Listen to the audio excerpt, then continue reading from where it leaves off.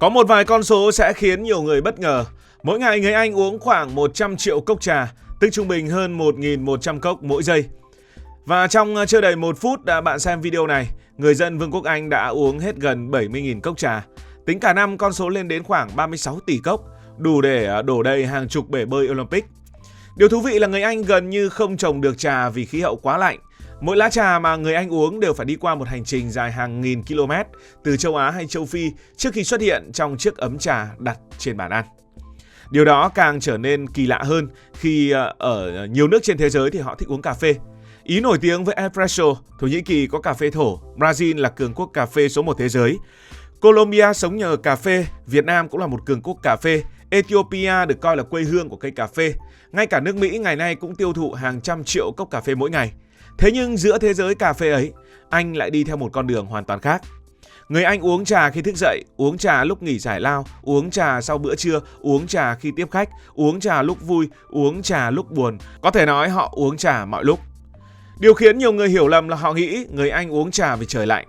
Nghe qua cũng có lý, khí hậu nước Anh quanh năm mát mẻ, nhiều mây, mưa phùn và độ ẩm cao. Một cốc đồ uống nóng rõ ràng dễ chịu hơn nhiều so với nước lạnh.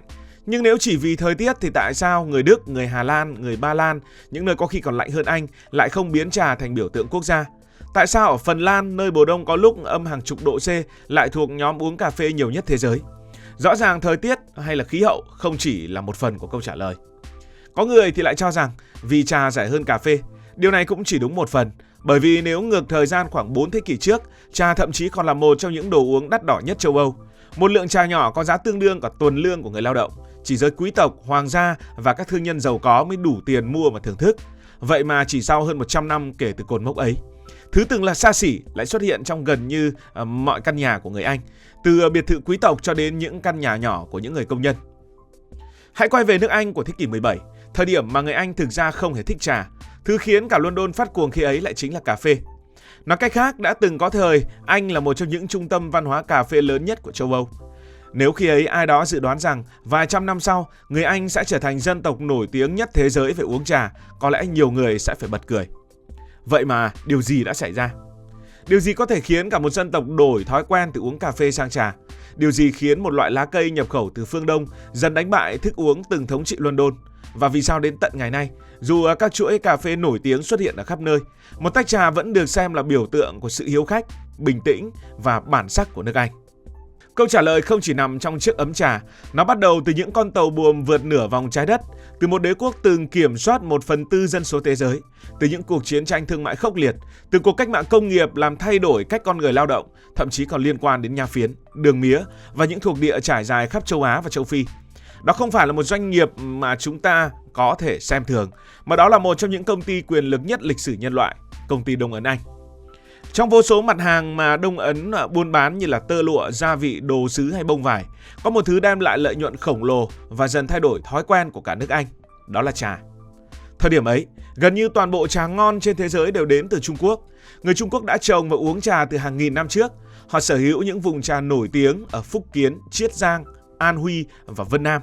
Trong khi đó, người châu Âu gần như không biết cách trồng trà, càng không biết kỹ thuật chế biến. Muốn uống họ chỉ có một cách duy nhất, đó là mua của Trung Quốc. Vấn đề là Trung Quốc lúc ấy, cụ thể là nhà Thanh, không hề hứng thú với hàng hóa phương Tây. Người Trung Quốc có trà, lụa, gốm sứ, những sản phẩm mà châu Âu rất cần. Ngược lại, họ không thấy hàng hóa châu Âu có gì hấp dẫn. Kết quả là thương nhân Anh muốn mua trà thì phải trả bằng bạc. Nếu Trung Quốc không mua hàng Anh thì hãy bán cho họ thứ khiến họ không thể từ chối. Và người Anh đã nghĩ ra một thứ, đó chính là nha phiến.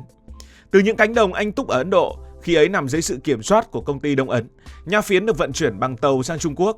Dù triều đình nhà Thanh nhiều lần cấm, việc buôn lậu vẫn diễn ra với quy mô ngày càng lớn. Hàng triệu người nghiện nha phiến, còn lượng bạc đã chảy ngược từ Trung Quốc về Anh.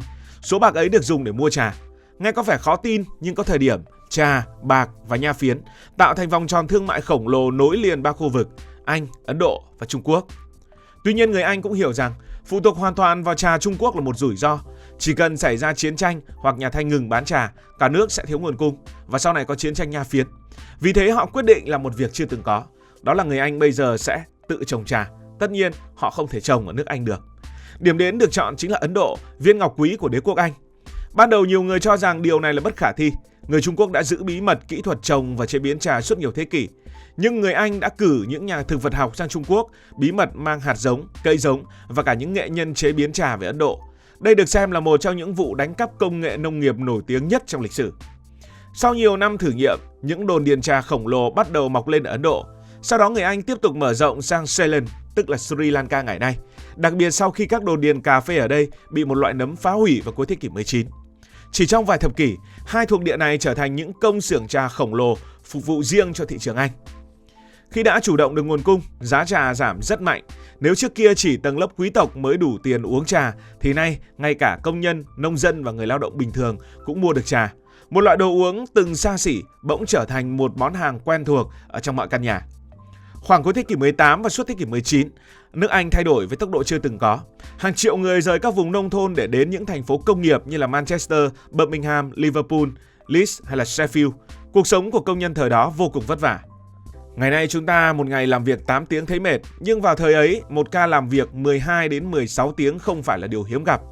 Nhiều người bắt đầu khi trời còn tối và chỉ trở về nhà khi đêm đã xuống. Và họ cần gì? Họ cần một thứ rẻ, nóng, dễ pha, giúp tỉnh táo nhưng không quá đắt. Trà lúc này đã trở thành đại trà và nó đáp ứng gần như hoàn hảo điều này. Một nắm lá trà có thể pha được nhiều cốc, chỉ cần một chiếc ấm và nước sôi là cả gia đình hoặc cả nhóm công nhân đều có thể uống. Cà phê lúc đó lại thường đắt hơn mất rồi. Việc xay và rang pha chế cà phê cũng cầu kỳ hơn, tốn nhiều thời gian hơn. Trà rõ ràng là kinh tế hơn đối với tầng lớp lao động, lại còn tiết kiệm được thời gian. Và điều thú vị hơn thì không chỉ ở trà mà còn nằm ở đường và sữa. Người Anh hiếm khi uống trà nguyên chất như người Trung Quốc, người Nhật hay người Việt Nam. Họ gần như luôn thêm sữa, nhiều người còn cho thêm đường. Đến đây lại xuất hiện một câu chuyện thú vị. Trong suốt thế kỷ 18 và 19, đế quốc Anh đã kiểm soát rất nhiều thuộc địa ở vùng Caribe như là Jamaica, Barbados hay là Trinidad. Đây đều là những nơi trồng mía quy mô lớn.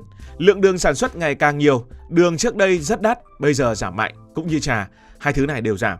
Nếu trước kia đường là món hàng xa xỉ, chỉ người giàu mới được dùng, thì đến thế kỷ 19, ngay cả công nhân cũng mua được. Và thế là người Anh bắt đầu cho đường vào trà. Không chỉ vậy, trà còn mang đến một lợi ích mà chính người Anh khi ấy cũng không hoàn toàn nhận ra. Đó là nước được đun sôi. Ngày nay thì nước đun sôi rất đơn giản và nước sạch thì cũng rất nhiều. Nhưng ngày xưa thì nước ô nhiễm rất lớn bởi vì Anh lúc bấy giờ là nơi bắt đầu của cuộc cách mạng công nghiệp. Người uống nước vì thế dễ bị nhiễm vi khuẩn gây bệnh. Muốn pha trà người ta buộc phải đun nước. Ngày nay chúng ta biết rằng đun nước như vậy là diệt khuẩn.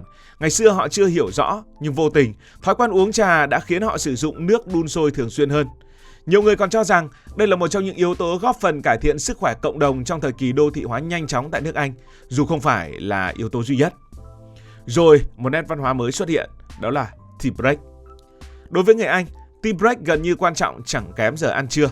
Trong các công trình xây dựng, trong nhà máy, văn phòng hay thậm chí đồn cảnh sát, bệnh viện, trường học, việc cùng nhau uống một cốc trà giữa giờ trở thành thói quen kéo dài hàng trăm năm. Điều này thì cũng khác hẳn với văn hóa cà phê. Cà phê thường khiến người ta nghĩ đến việc tỉnh táo để tiếp tục làm việc.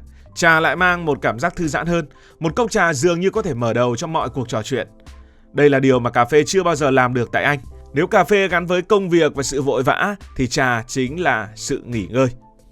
Thậm chí nhiều người Anh còn nói vui rằng nếu ai đó vào nhà bạn mà không mời trà thì họ sẽ nghĩ mình không được chào đón. Không chỉ tea break, một nét văn hóa thú vị khác cũng ra đời tại nước Anh liên quan đến trà, đó là tiệc trà chiều. Khoảng giữa thế kỷ 19, Anna Russell, nữ công tước xứ Bedford, thường cảm thấy đói vào khoảng 4 giờ chiều. Khi ấy bữa tối của giới quý tộc thường diễn ra khá muộn, khoảng 7 đến 8 giờ tối. Để chống đói, bà yêu cầu người hầu mang lên một ấm trà cùng vài chiếc bánh ngọt và sandwich nhỏ. Dần dần bà mời bạn bè cùng tham gia, thế là trà chiều đã ra đời. Từ một bữa ăn nhẹ của một quý bà, nó nhanh chóng trở thành trào lưu khắp giới quý tộc của Anh Quốc. Ngày nay rất nhiều khách sạn sang trọng ở London vẫn phục vụ trà chiều như một nét văn hóa truyền thống. Ở Việt Nam cũng học theo khá nhiều. Điều thú vị là nhiều người nghĩ rằng đây là cách uống trà phổ biến nhất của nước Anh. Thực ra vẫn chưa phải. Đa số người Anh cũng không uống trà theo kiểu sang trọng ấy. Họ uống một loại trà khá bình dân, đó là trà đen, pha thật đậm, cho thêm nhiều sữa, đôi khi thêm 2 hoặc 3 thìa đường. Một cốc trà nóng giúp họ tỉnh táo, giữ ấm cơ thể, bổ sung năng lượng giữa những ngày làm việc ngoài trời lạnh giá.